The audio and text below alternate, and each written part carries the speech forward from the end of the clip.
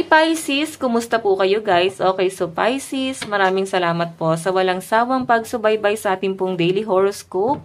Ayan, and kung ikaw ay bago pa lang sa ating channel, napadaan ka lang at nagustuhan mo yung ating reading, so yan guys, i-click mo na yung ating notification bell, mag-subscribe ka na rin, ayan.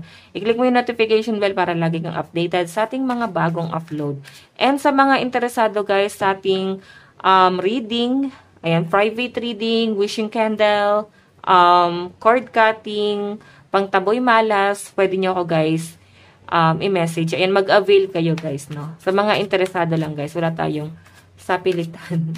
Okay, so ayan, Pisces, Sun, Moon, Rising, and Venus sign. Tignan natin gabay kapalaran mo. Okay, so Pisces, maganda pa rin na alam nyo ang inyong Sun, Moon, Rising, and Venus sign para sa iba pang guidance or baka mas makarelate ka sa iba mo pang sign. Okay, tignan muna natin guys yung overall energy. Okay? Overall energy muna ng mga Pisces ngayong August 2024. Ayan, nakalimutan ko nang sabihin. Ang reading natin guys is gabay kapalaran, monthly gabay ngayong August 2024. Tignan natin. Overall energy, meron tayong, 10 of Wands. Meron tayong, oh my God, 7 of Wands. Ngayong August, ganap po sa buhay ng mga Pisces. Meron tayong Knight of Cups. Okay, medyo na-stress ako dito, Pisces, no?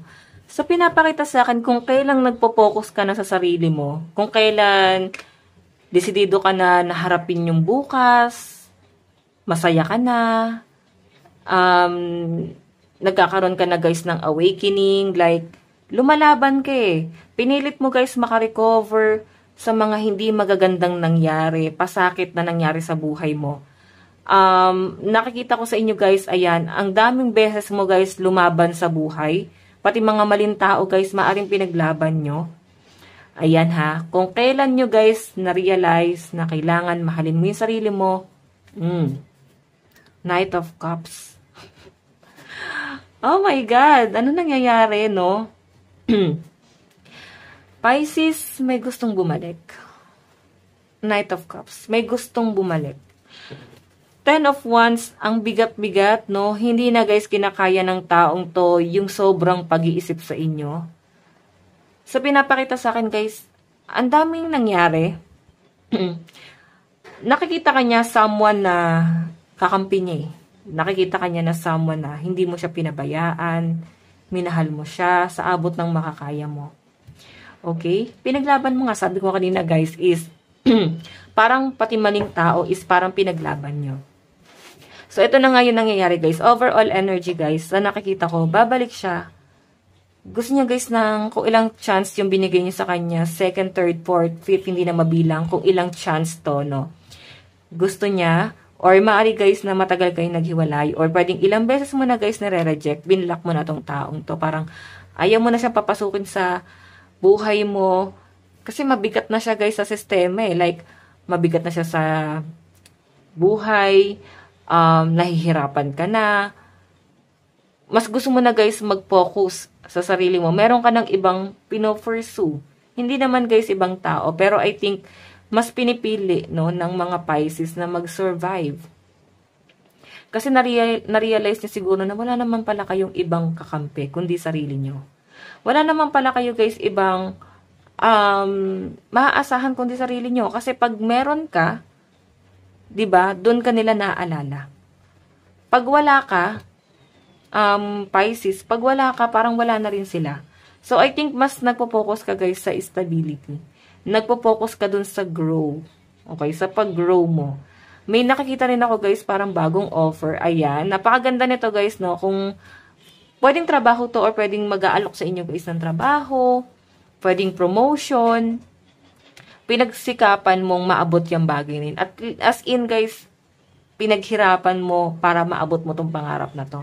And sa pinapakita sa akin guys, dugot pawis yung sinacrifice mo para makuha mo yung mga bagay na gusto mo. Yung iba sa inyo guys hanggang ngayon, lumalaban pa rin sa buhay, no? Hindi nyo pa guys nakikita yung outcome, pero nararamdaman mo na malayo yung mararating mo.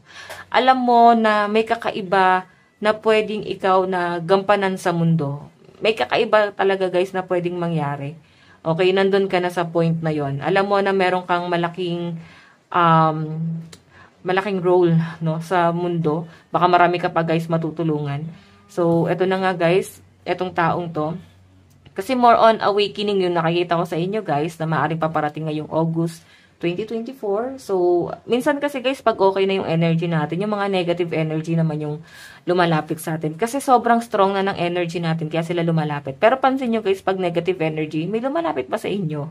May kumakausap ba sa inyo? Maski nga ata guys, kaibigan, wala tayo. Pagka down na down tayo, ramdam nyo ba yon? Okay? Pero pagka sobrang saya nyo naman guys, yung mga negative na tao yung na-absorb natin. Okay? Para tayong mga magnet. Kaya ingatan nyo guys yung energy na meron ka ngayong August. Pati yung past person mo na-attract mo guys. Laki ng pagsisisi nito guys, no? Sa pinapakita sa akin. Ito guys, overall energy pa lang to, no? Overall energy pa lang to kasi sa pinapakita sa akin, ang dami nyo guys, ginawa. Siguro ito, once na mag-reach out itong taong to, maibubuhos mo lahat ng hinanakit mo sa kanya. Masasabi mo sa kanya lahat ng mga bagay na hindi nyo guys nasabi noon, masasakit na mga pwedeng nangyari or ginawa niya sa inyo. Wala parang isang bagsak, hindi, parang, ano ba tawag dun guys? Yung parang na-trigger yung depression mo. Okay, ganun yung pinapakita sa akin. Nagising na parang akala mo okay ka na. Pero nang nakausap mo siya guys, at parang yung mga sinasabi niya guys is parang, yun ka dati. Tapos parang feeling nyo guys is ginagamit niya sa inyo ngayon. So, iba yung nararamdaman mo, parang hindi totoo Okay?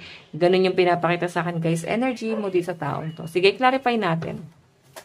Pero sa goal naman guys sa buhay, napakalakas ng energy na talagang lahat gagawin mo ngayong August 2024. Makuha mo lang yung bagay na gusto mo.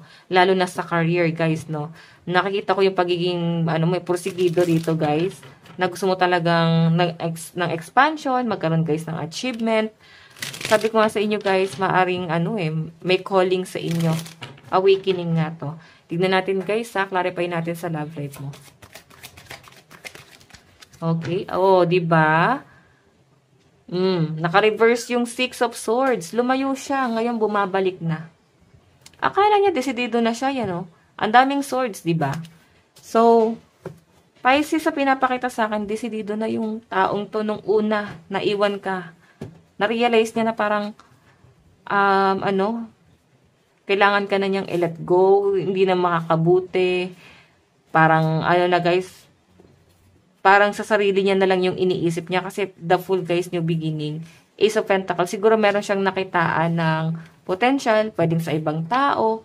Nakita niya guys na may potential doon. Nakita niya guys na malayo yung mararating niya doon sa lugar na yon, sa bagay na yon.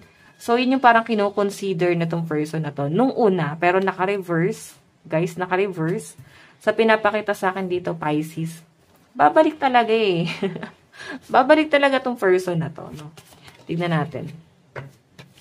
Okay, wow. Oh my God, the High Priestess. Pinapakiramdaman ka lang nito. Meron tayong Ace of Swords. Okay, so sa pinapakita sa akin, Pisces, I think Pisces parang nag-mental breakdown tong person na to. Nung lumayo siya, no? Akala niya guys, tamang landas yung tatahakin niya. As in, sa pinapakita sa akin, parang sobrang down na down yung energy na nasasagap ko sa kanya. Ito, marami itong na-realize. I think, nung lumayo siya, na-realize niya na parang mas magiging successful pala talaga siya. Or ikaw talaga yung success niya. Kaya nga siya, guys, babalik dito na parang nagmamadali siya. Hindi, guys, magdadalawang isip tong person na to, no? Kasi ngayon, guys, parang yung person mo, padalos-dalos to ng mga desisyon sa buhay. Okay, or yung iba sa inyo guys, maaaring pinaglaban mo pa to, sinuyo mo pa to guys ng maraming beses, pero wala talagang nangyari. Siguro yun nga, maaaring binibigyan mo lang din guys ng chance na makapag-isip-isip. Sa pinapakita rin sa akin, Pisces. Siguro yung iba dito parang nabubuli pa kayo, no? Pwedeng sa school, sa trabaho, parang makaka-feel kayo na parang binubuli kayo. Pero ito guys, sasabi nga nila, pag binato ka ng tinapay, pag binato ka ng bato, batuhin mo ng tinapay. Minsan kasi parang hindi na rin maganda guys yung parang hindi ka pumapatol. Pag alam nyo guys na nasa tama ka, walang masama. Okay, ipaglaban mo. Pero minsan kasi guys, pag malalaking tao sila, lalo na pag ginagamit nila yung power nila, ang hirap guys pumatol. 'Di ba? Kasi lumalabas dito, oh, yan oh. I think marami kang marirealize talaga. Yung mga nangyayari sa buhay mo, Pisces yung nagiging ano mo rito. Okay, sige. Titignan natin guys Kasi pinapakita sa akin guys, parang ano, itong person na to. Ang gulo nito mag-isip, promise. Kaya siguro sa pagbabalik nito, mapapatulan mo to eh. Kasi ang gulo niya mag-isip eh. O yung iba naman dito guys, pwede magkasama pa rin kayo. 'Di ba? Malilito ka sa kung ano ba talaga yung gusto niya mangyari sa buhay niya. Tingnan natin guys, additional message pagdating sa love life po ni Pisces. Okay. Meron tayong doing nothing is fine too. So, yung iba sa inyo guys, maaring mahabang bakasyon. Baka nakabakasyon kayo, or parang hindi nyo guys masyadong ini-stress din muna yung sarili mo. Kasi pwedeng meron ka guys pinaghahandaan na sa tingin ko is mas maganda. Okay? Ayan. Pisces. Parang ano guys, yung iba sa inyo, napapagod na rin siguro kayo guys magmalasakit sa ibang tao. Okay, siguro meron kang tinutulungan dito na parang yun na yung tulong mo para sa kanila na wala ka na kayo guys ine-expect pa na kapalit. Pero parang napagod kayo kasi parang nafe-feel naman ng mga Pisces. Parang alam yun, hindi kayo guys na-appreciate. Okay? So, pwedeng person mo to. Baka ikaw yung napagod na parang ayun, doing nothing is fine to. Parang wala ka nang ginawa sa relationship, parang hinayaan mo na kasi na-realize mo parang di worth it. Okay? Meron tayo guys, this too shall pass. Oh my God. Siguro may nalaman ka, may na-discover ka na masaya pa siya sa iba, nagpa-party-party. Hindi siya guys nag-update. May nalaman ka, no? Pwedeng, ano guys, sobrang sakit nung nalaman mo to. Okay. Meron tayong cool, relax, everything is fine. Nakikita mo kasi siya na someone na pangmatagalan na. Siya na talaga yung makakasama mo habang buhay. Pero I think, Pisces, nagbago eh. Nagbago yung pananaw mo. Nagbago yung plano mo. Or nagbago yung person mo. May nagbago. Yun yung malinaw na nasasagap ko rito. Mensahe sa'yo ng person mo. Message from your person. Tignan natin guys, meron tayong I need space. Siguro yun lang talaga muna yung kailangan niya. Siguro may mali din naman siguro sa inyo. Ano ba to? Baka meron ka kailangan baguhin. Pwedeng itong person na to guys, ayan, kailangan niya ng space. Tingin niya siguro yun yung makakabuti sa inyong dalawa. Okay? Meron tayong you have to be patient. Diba? Siguro parang babalik din naman ako pero kailangan mo na siguro natin ng space. Parang ganon. Ganon yung na-feel ko sa person mo na baka ito yung makakabuti sa atin. Pagka nagkaroon na ng distansya sa atin, mag-focus ka muna sa sarili mo. Focus muna ako sa sarili ko. Okay? And you have to be patient. Siguro medyo may something siguro Pisces din sa personality mo. Like, ang hirap guys ispelengin. Ugali. Or pwedeng yun yung hinihiling ng person mo na merong magbago sa inyo. Tignan natin, meron tayo guys, our love is eternal. So, kahit ganun guys, mahal ka naman ng person mo. Hindi naman niya guys hinihiling na, parang hindi ka naman niya guys inuobliga na baguhin, no? Sa pinapakita sa akin, mahal ka naman ng person mo. At hindi nagbago yon. Kailangan niya lang talaga guys ng space. Okay? Meron kasi guys minsan, kaya tayo nilelet go ng isang tao or ibang tao is minsan dahil sa sitwasyon. So, maaring merong problema. Okay? Maaring sa sitwasyon nyo, maaring hindi guys maganda or nahihirapan na guys ayusin. Okay? So, ito guys, ang inyong love reading. Tignan naman natin sa inyong pera at trabaho.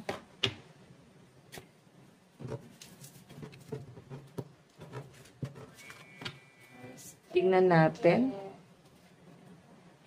Okay. Pagdating sa pera at trabaho, doon muna tayo guys sa pera, no? Pera at trabaho.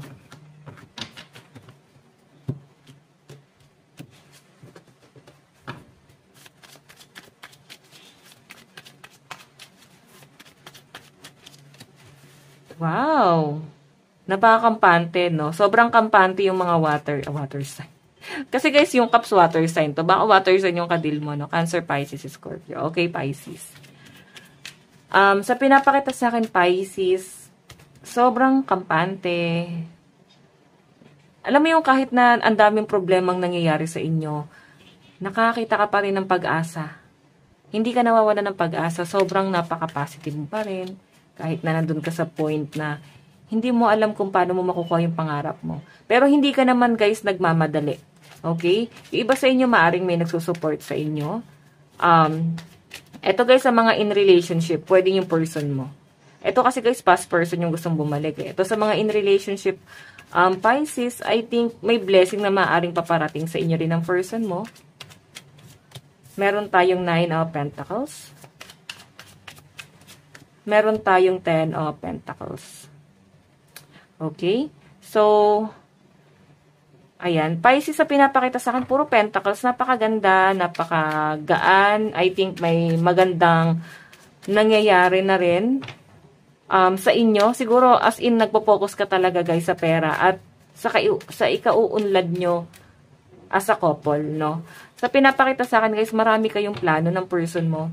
Sa mga in relationship dito, ayan, may wedding. Siguro may mga nag-iipon dito, guys. Ayan, may mga plano na guys magpakasal. Pero sa mga single dito guys, sa malinaw na pinapakita.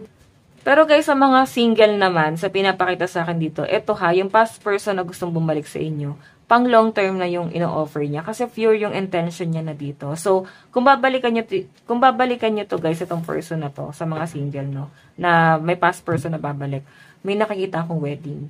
Okay, sa mga in relationship naman guys, sa pinapakita sa akin, yes, napakaganda. Maaring may wedding, maaring nag-iipon na kayo ng person mo. Yung iba sa inyo guys, sobrang kontento kayo sa kung anong meron kayo. Kontento kayo sa family nyo, kontento kayo as a couple. Ang ganda ng pera guys siguro may mga nagsisimula nito guys na at least small business. Baka pinag-uusapan nyo guys ng person mo, no? Na magsimula na kahit na maliit na business lang. Okay? Sige, tignan pa natin. Parang ano naman guys, si person mo gusto niya talaga guys ng expansion din. Hindi niya rin kasi guys alam kung paano magsisimula. Kasi mahirap na guys simulan yung isang pangarap pag marami na guys responsibility. Like, meron ka ng pamilya na kailangan nyo guys i-consider. Okay, siguro yung person mo, marami siyang plano pero hindi niya pa guys alam kung saan magsisimula.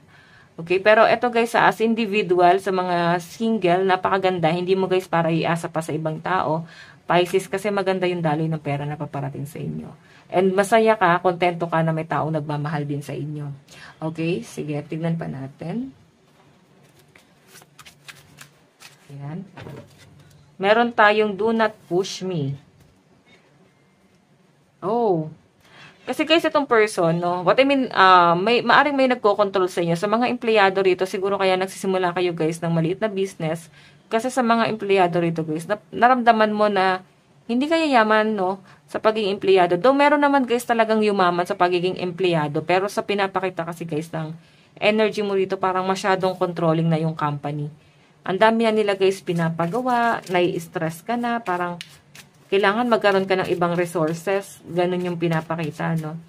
Tignan natin. Meron tayo, guys, the die is cast. Okay, susugal. May nakikita ako mga susugal dito, lalo na pagdating sa business. Ayan.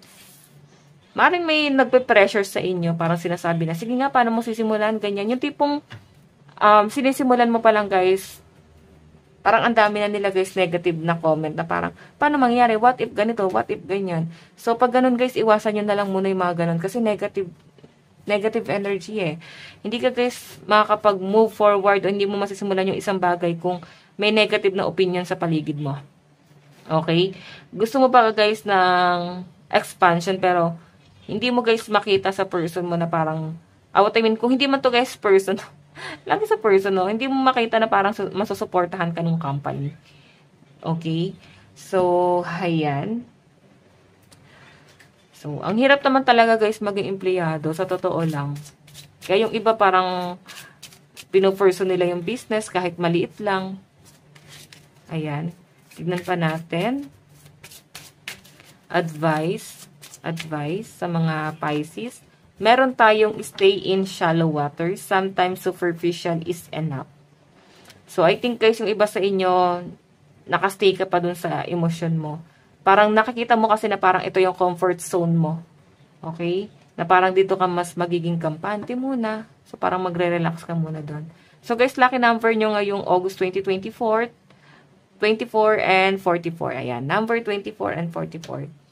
Okay, so Pisces, ito lang po ang inyong reading. Maraming salamat po. Bye-bye!